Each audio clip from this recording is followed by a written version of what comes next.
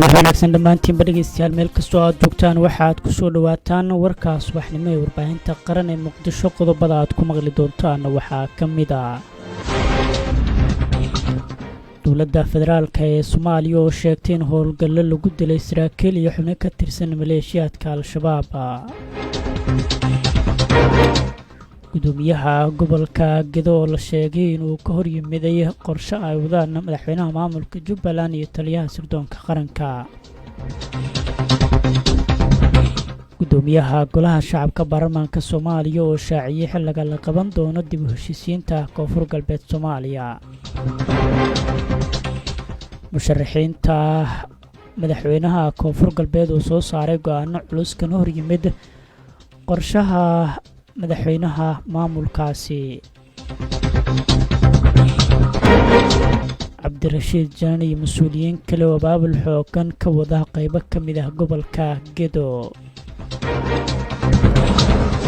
akhbaraadka dibaddana waxaaad ku maqli doontaan kuuriyada waqooyi oo 2 gantaal ku riday meel ka baxsan xeebaha bari ee gacanka kuuriya.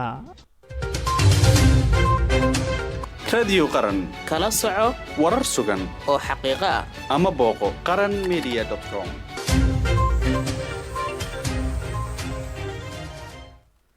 mar kale kulan wacan oo wanaagsan dhegaystayaal, waxaad dhegaysateen qodobadii warka oo kooban iminkana kusoo dhowaada iyaga oo faahfaahsan. aynu ku bilownay ciidamada nabad sugidda iyo sirdoonka qaranka ee nisa ayaa markaasi la sheegay inay dileen yuusuf maxamed jingaab, wasiir oo ahaa sarkaal sare oo ka tirsan kooxda al-shabaab, kaasoo dowladdu sheegtay in halis weyn uu ku ahaa badqabka shacabka soomaaliyeed.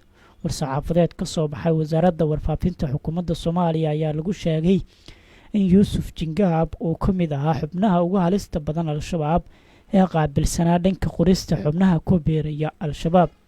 sidoo kale wasaaradda warfaafinta xukuumadda federaalk ee soomaaliya waxa ay sheegtay in yuusuf jingaab lagu dilay howlgal ciidamada dowladda iyo saaxiibada caalamiga ah ay ka fuliyeen deegaanka juxaay, isaga iyo 87 xubnood oo kale oo ka tirsan shabaab markaasi 15 bishan. dowladda soomaaliya ayaa sheegtay inay ka go-an tahay in cadaaladda lama siiyo kuwa dhibaateeya shacabka soomaaliyeed. gobolka shabeellaha dhexe waxa uu ka mid yahay gobolada markaasi ugu badan ee maalmihii lasoo dhaafay howlgallada ka dhanka ah al-shabaab ay ka socdaan, waxaana ciidamada dowladda oo kaashanaya dadka deegaanka ay la wareegeen deegaano dhowr ah. gobolka hiiraan ayaa sidoo kale horey waxaa looga fuliyey howlgallo culus oo inta badan looga xoreeyey deegaanadii ay kaga sugnaayeen kooxda al-shabaab. gudoomiyaha gobolka gedo axmed buulle gareed canjeexna waxa uu markaasi ka hadlay xaaladda gobolka gedo iyo mowqifka maamulka jubbaland ee markaasi axmed ee gedo kadib kulan ka dhacay magaalada doolo oo dhex maray senatar cabdulaahi sheekh ismaaciil fartaag iyo cabdirashiid xasan nuur janan ayuu shaaciyey in waxa la isku haysto ay yihiin kismaayo iyo dibudhiska maamulka jubbaland. axmed madoobe iyo mahad salaadow, waxaan idin leeyahay wixii aad soo dirteen waan aragnay, meesha kama shaqaynayaan. waxaa ka shaqaynaya waa in maamulka fadhiidka ah ee axmed madoobe meesha laga saaro, ayuu yidhi gudoomiyaha gobolka gedo axmed buulle gareed. waxa uu ku celiyey inaysan wax dhibaataa ka jirin gobolka gedo uuna markaasi baahnayn dib u heshiisiin, balse ay markaasi kasoo horjeedaan axmed madoobe si loo helo maamul loo dhan yahay. dhinaca kale isla wararka gobolka gedo, wasiirkii hore amniga maamulka jubbaland cabdirashiid xasan cabdinuur janan, xildhibaan senatar fartaag iyo mas-uuliyiin kale ayaa kulamo waxa ay ku yeesheen degmadaasi doolow ee gobolka gedo. mas-uuliyiintan ayaana maalmihii lasoo dhaafay ku sugnaa gobolka gedo, ayaana waxa ay kulankooga kaga hadleen xaaladda amni ee gobolka iyo sidii loo bilaabi lahaa dagaalka ka dhanka ah al-shabaab ee deegaanada gobolkaasi.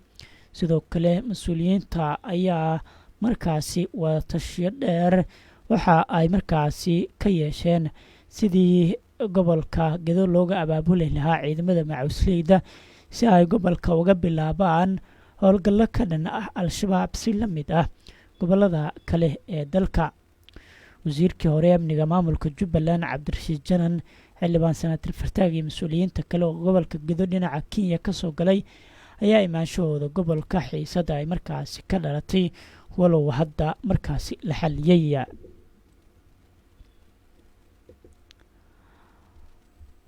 gudoomiyaha golaha shacabka ee baarlamaanka soomaaliya sheekh aadan madoobena waxa uu shaaciyey wakhtiga la qabanayo shirka dib u heshiisiinta koonfur galbeed. wadatashiyo shirka dib u heshiisiinta koonfur galbeed uu ku baaqay gudoomiyaha golaha shacabka sheekh aadan maxamed nuur madoobe oo maalmaha ka socday magaalada xudur iyo baydhabo ayaa markaasi lasoo gabagabeeyey. gudoomiyaha golaha shacabka ayaa soo saaray baaq shirka dib u heshiisiinta 19 bisha November 2022 markii uu arkay xaaladda adag ee markaasi uu marayo dalka gaar ahaan koonfur galbeed, wuxuuna markaasi soo jeediyey in la qabto shir dib u heshiisiin ah laguna qabto magaalada baydhabo. sidoo kale waxaa soo dhaweeyey madaxweynaha koonfur galbeed iyo siyaasiyiinta ka soo jeeda deegaanada maamulka koonfur galbeed. 12 bisha December wafdi hogaaminaya gudoomiyaha golaha shacabka oo markaasi ka kooban xildhibaano dowladda federaalka ah oo deegaan doorashadu tahay koonfur galbeed iyo aqoon-yahano ayaa gaaray magaalada xudur ee xarunta gobolka bakool si ay uga bilaabaan geediga wadatashiga shirka dib u heshiisiinta. ugu dambeyn gudoomiyaha iyo wafdigiisa waxay la kulmeen maamulka heer gobol iyo heer degmo, odayaasha dhaqanka iyo ururada bulshada qaybahooda kala duwan, waxaana aada u soo dhaweeyeen dadaalada gudoomiyuhu ugu jiro qabashada shirweynaha dib u heshiisiinta oo ka dhici doona magaalada baydhabo. 14 bisha waa markaasi 14 bisha December gudoomiyaha iyo wafdigiisa waxa ay markaasi gaareen magaalada baydhabo ee xarunta kumeel gaarka ah ee maamulka koonfur galbeed Soomaaliya, halka oo markaasi loo madlan yahay in lagu qabto shirka dib u heshiisiinta. ugu dambeyn gudoomiyaha iyo wafdigiisu waxa ay la kulmeen madaxweynaha dowlad goboleedka koonfur galbeed cabdicasiis xasan maxamed laftagareen, isagoo markaasi soo dhaweeyey dadaalada dib u heshiisiinta uu wado gudoomiyaha golaha shacabka.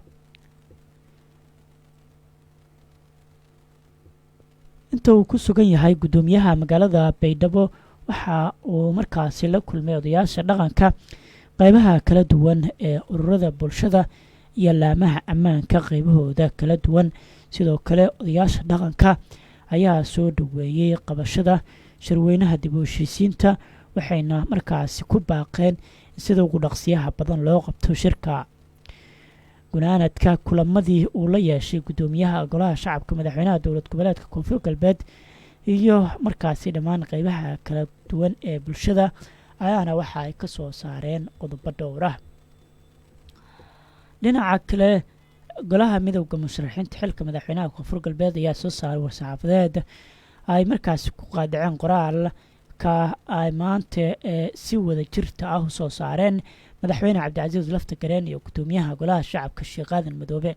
sidoo kale golaha ayaa caddeeyey in wixii ka dambeeya 19 bishan uusan laftagareen haysan sharciyada uu kusii joogo kursiga, iyagoona nasiib darro ku tilmaamay baaqashada shirkii oo horey u iclaamiyey sheekh aadan madoobe in la isugu yimaado 19 bishan December. golaha ayaa caddeeyey in haba yaraatee wax wadatashi aan lagala sameynin warmurtiyeedkii ay soo saareen gudoomiyaha golaha shacabka sheekh aadan madoobe, waxaana golaha caddeeyey in si buuxda uu u qaadacay bayaankaas ayna markaasi lagu yiri qoraalka. golaha ayaa markaasi sheegay in koonfur galbeed uu weli ka jiro nidaamkii dalka ay ku soo maamuli jirtay nabad iyo nolol, sida caburintii bulshada, markaasi xanibaadii safarada iyo muddo kororsigii sharci darrada ahaa sida ay hadalku dhigeen.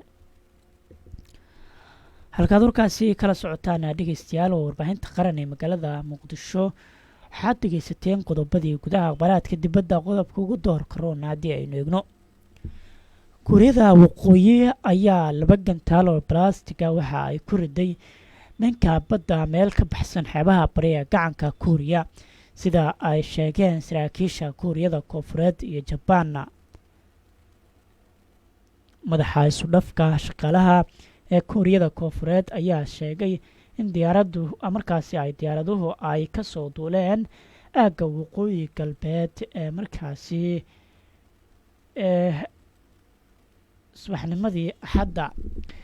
waxa ay markaasi sheegtay in gantaalada lagu tuuray dhanka biyaha kuuriyada waqooyi waxaana la soo riday wax ka badan 50 daqiiqo balse ma aysan bixin faahfaahin dheeri ah. xafiiska ra-iisul wasaaraha jabaan ayaa sidoo kale riditaanka gantaalkii ugu